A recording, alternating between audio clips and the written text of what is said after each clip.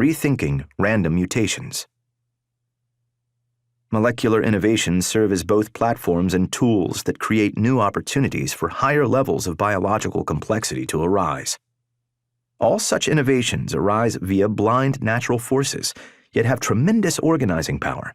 Changes in DNA sequences, often referred to as mutations, represent an important way that changes can be stored and transmitted from generation to generation. These mutations were originally thought to be entirely random events, but that was an oversimplification.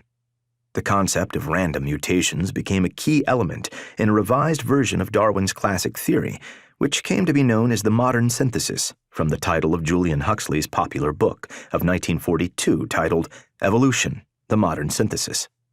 The view of genetic variation from the modern synthesis asserts that random mutations serve as raw material for the evolutionary process, and that selection is the creative force.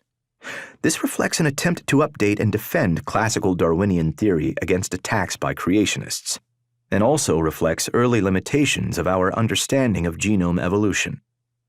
In a popular account of the modern synthesis published in 1953, Huxley neatly summarized the semantic implications of the concept of random mutations as follows. Mutation merely provides the raw material of evolution. It is a random affair and takes place in all directions. The effects of mutations are not related to the needs of the organism or the conditions in which it is placed. To this day, the concept that variation arises from random mutations, completely unrelated to the needs of the organism, remains a dominant theme in textbook accounts of natural selection.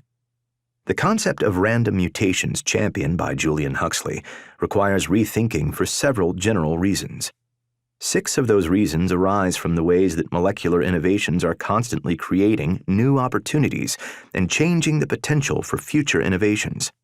Changes in DNA should not be viewed solely as independent events that arise by chance alone, nor should they be viewed as arising from goal-seeking, design, or planning by a supernatural being.